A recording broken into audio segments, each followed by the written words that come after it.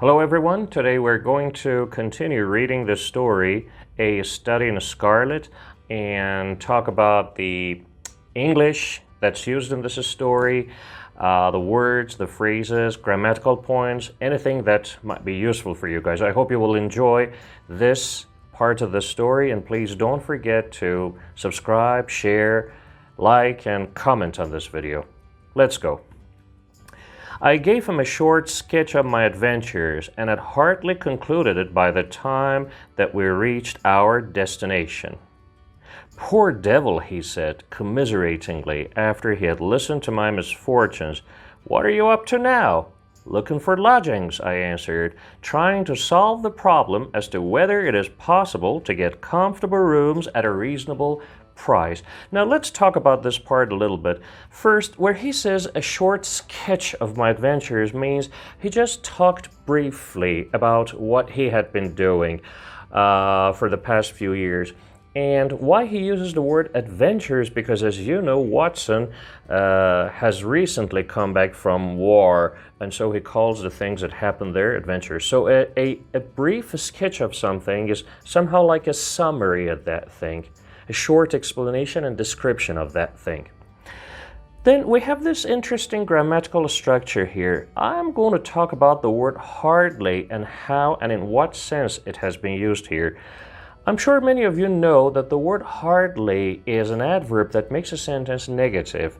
It's close to not, N-O-T. For example, when you say, he hardly speaks any Russian, he hardly speaks any Russian, what you actually mean is that he can't speak Russian, maybe 1, 2, 3 words or 1 or 2 sentences at most, but basically he doesn't know Russian.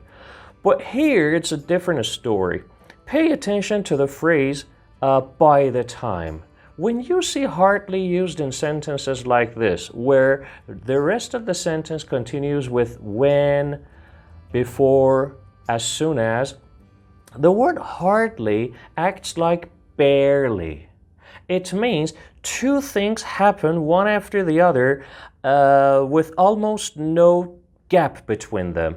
What I mean is, here the speaker means as soon as I finished my story, I found out that we had just reached the place. So he finishes the story first, and a few seconds later, or maybe at that time, exactly at that time, they reach their destination. So let's say you are talking to your friend. I am talking to my friend. And the moment I stop, exactly the moment I stop, my friend asks me a stupid question.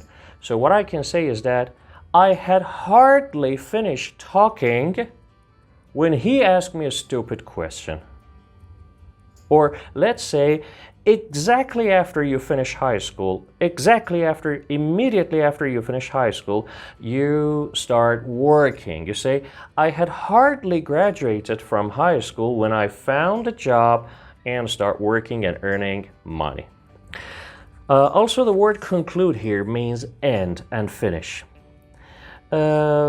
Poor devil is a phrase when you say, when you want to sympathize with another person. Here, Watson's story has been very sad, so his friend feels sorry for him and says, "Oh, you poor devil, you poor thing." We have the word commiseratingly, which is an adverb, and commiserate is the verb. When you commiserate with someone, you feel sorry for them and you say to them that you are sorry because of something bad that has happened to them. You show that you care about that person. So the verb is to commiserate with someone. And misfortunes means the bad things that happen to you. He says looking for lodgings. The word lodgings means the place where you live, quarters, your house. Even if it's a hotel you stay in for a long time, that's called your lodgings. Okay, and at a reasonable price. Make sure that you use the preposition at for price. Don't say I bought it with a high price, in a high price. Say at a high price or for a high price.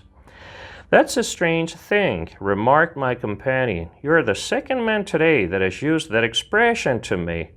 "And who was the first?" I asked. a fellow who is working at the chemical laboratory up at the hospital. He was bemoaning himself this morning because he could not get someone to go halves with him in some nice rooms which he had found and which were too much for his purse. Okay, a few points here. Remarked my companion. Well, remarked means he commented, he answered, he said, and your companion is a person who keeps your company. What does it mean? He keeps your company? It means he's with you. He goes somewhere with you. He lives with you. He is with you. Especially when someone travels with you. You call them, they are my companions, or one or more people. So your companion is a person who is with you when you go somewhere or when you do an activity. Then we have the phrase bemoaning himself. You know, we use the word bemoan, which is quite formal, when we want to say somebody regrets something or is disappointed or sad or sorry because a bad situation is, something bad has occurred. So when that person, who is actually Sherlock Holmes, by the way, we're going to meet him later on in the story. When he bemoans himself or he bemoans, it means that he's just complaining about the situation and is sorry about how things are. Okay, is there anything else? Yes, when somebody goes halves with you, it means that you share the price of something. Half you and half him or her. You pay half, he or she pays the other half.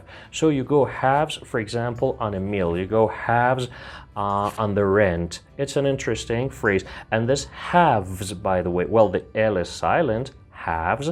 It's like H-A-V-E, have, to have something. That's how you pronounce it. It's the plural form of half, H-A-L-F, which means 50% of something. And when you say something is too much for your purse, it means it's too expensive for you to buy. Your purse, of course, today we mostly use it for a lady's bag, a bag that a lady carries in which she usually keeps her money. But when something is too much for your purse, regardless of your gender, whether you are a man or a woman, it means that it's too much for you and you can't afford it. A-F-F-O-R-E. You can't afford it. Let's continue. By Jove, I cried. If he really wants someone to share the rooms and expense, I am the very man for him. I should prefer having a partner to being alone. Young Stamford looked rather strangely at me over his wine-glass. You don't know Sherlock Holmes yet, he said. Perhaps you would not care for him as a constant companion. By Jove is an expression which shows surprise or maybe disappointment or shock or disbelief. Well, the rest of the words are easy, like expense. I'm sure you know what that means. The word prefer. Please pay attention that when you give the two options after prefer, for example, prefer tea or prefer coffee, you separate these two. You show which one you prefer by using the word to between them. Prefer tea to coffee. Prefer having a partner to being alone. Here we have two gerunds. Gerunds after prefer, that's possible. That's one of the ways we use the word prefer. You prefer dancing at a party to just sitting there. Of course, there are other words we can use instead of to, like over, above, rather than, but to is by far the most common one.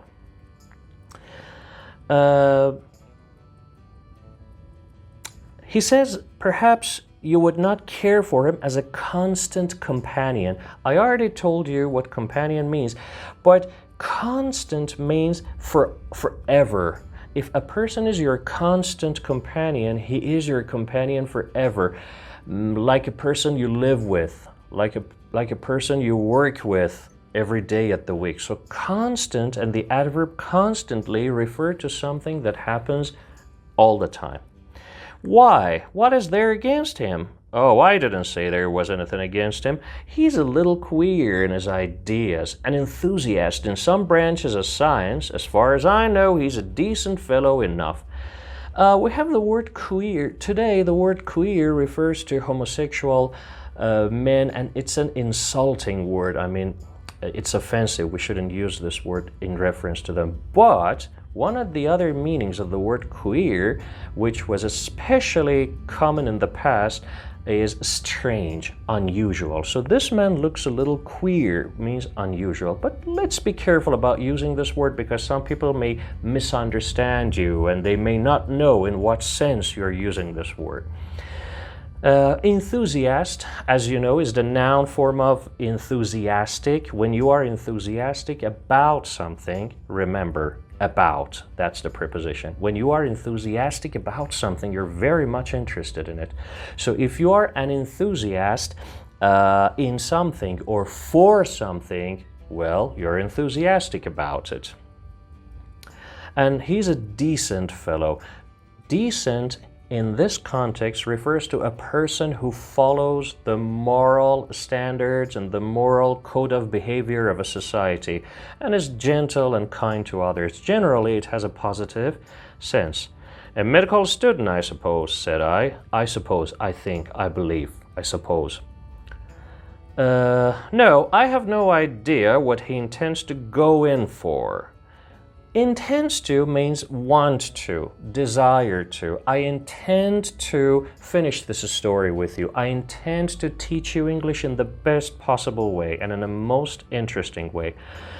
But when you go in for something, what it means here in this context is that you choose to do it as a profession, or you choose to study it as an academic field of study. I believe he is well up in anatomy. He's very good at anatomy. And he's a first-class chemist, but as far as I know, he has never taken out any systematic medical classes. He has never taken part in classes. Whatever he has learned through self-study and discovery, not attending university classes. I'm sure a lot of geniuses were like this, are like this, have been like this all throughout history. His studies are very desultory and eccentric. Desultory means not planned, arbitrary, at random. If you have a desultory conversation, or if you talk or converse desultorily, you move from topic to topic without any particular plan for what you intend to achieve at the end of this conversation. And the word eccentric is another word for strange, especially when we are referring to people's behaviors. A guy who stares at a corner and talks to himself and raises his eyebrows. Why is this guy acting eccentrically? So it means strange. But he has amassed a lot of out-of-the-way knowledge, which would astonish his professors. When you amass money, when you amass knowledge, when you amass worldly possessions, you collect them, you pile them up. You put one on top of the other. So he has amassed, he has gained and gained and gained more and more knowledge. Out of the way knowledge, that is. Out of the way has got two meanings. One is distant, far. He has a shop in an out of the way region, in an out of the way, let's say, part of this town. It means a place where not many people go to. But the second meaning of out of the way, which is used here, is strange, unknown to many other people, like a place which is out of the way and a lot of people don't know about. So out of the way knowledge is something that not everybody has access to, which would astonish his professors. To astonish someone means to surprise them very much.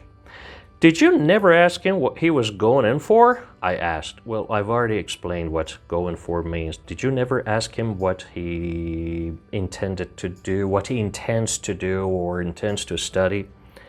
I asked. No, he is not a man that is easy to draw out, though he can be communicative enough when the fancy seizes him. You see, guys, when it's difficult to draw out a man, it means it's difficult to pump him for information, to get information and word and secrets out of him. So you know the word draw basically means to pull. So he's a man that's difficult to draw out. It's difficult to draw out this man, which means, as I explained to you, get information out of. Though he can be communicative enough, he can be a good talker. He can talk enough and a lot when the fancy seizes him.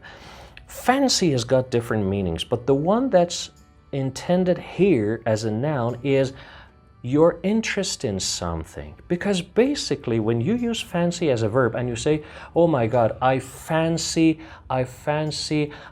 cold, very cold ice cream right now, it means I really like it. When the fancy seizes him, to seize something means to catch it suddenly and strongly and forcefully. So when this interest, when this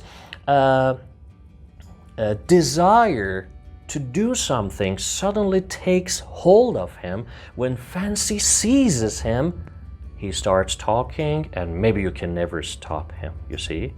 So he doesn't, another example, he knows how to play the violin, but he doesn't play much. But when the fancy seizes him, he can play the violin for 2 hours non-stop, and boy, does he play the violin. I should like to meet him, I said. If I am to lodge with anyone, I should prefer a man of studious and quiet habits.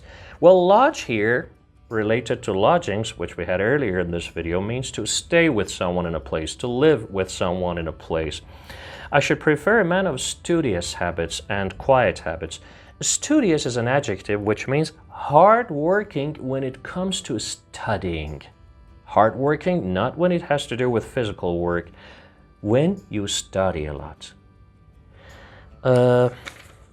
I'm not strong enough yet to stand much noise or excitement. I'm not strong enough to tolerate, to be able to put up with, to stand something, which we usually use in negative statements. I can't stand the sight of him. I hate him. I can't stand noise. I can't stand polluted cities. It means I hate them. I can't put up with it. I can't tolerate it. I had enough of both in Afghanistan to last me for the remainder of my natural existence. I had enough of both. What? Noise and excitement. I've had it up to here. I've had it up to here with noise and excitement. I want no more. To last me for the remainder of my existence. I have experienced enough excitement and I have been in enough noise not to need any more of either of these two to the end of my life. For the remainder of something means for the rest of something. How could I meet this friend of yours? He is sure to be at the laboratory. Returned my companion. No, he didn't return physically to his home. It means he answered me. He was asked a question, he returned, he answered. He either avoids the place for weeks, or else he works there from morning till night. He is describing Sherlock Holmes. He either doesn't go and doesn't go and doesn't go and doesn't go to the laboratory for days, for weeks, or at some times you will see him there working diligently and non-stop for a long time. From morning till night. It reminds us of an interesting phrase, which I think, I have taught you guys this phrase, this idiom, in one of my Instagram posts and also one of my YouTube shorts, I believe. Anyway, it reminds us of the idiom from dawn to dusk. Dawn, D-A-W-N, and dusk, D-U-S-K. Dawn, the time in the morning, very early in the morning, where it's still dark, but it's becoming, the sun is rising, the very, very early stages of the morning. And dusk, the twilight, close to the evening. If you like, we will drive round together after luncheon. We will drive round. It doesn't mean round and round and round. It means drive to that place. Like when you say in British English, hey, why don't you come round Why don't you come round tomorrow for a cup of coffee? In British English, come round. In American, come over. Hey, why don't you come over tomorrow night for a cup of coffee? It means that you're inviting that person to your home. Now here, the word laboratory, this location, this place has been mentioned. So when he says we will drive around, it means to that place. And luncheon is like lunch, what they eat. Certainly, I answered, and the conversation drifted away in other channels. Drift basically means to move like a breeze or a wind is moving you in air. When the conversation drifts away to other subjects, it means it slowly moves to other subjects and you go from one topic to another maybe. I hope you've liked this video. Thank you very much for watching. Don't miss our next videos, and please, the four essential things. Subscribe, like, share this video with your friends, and comment. Take care.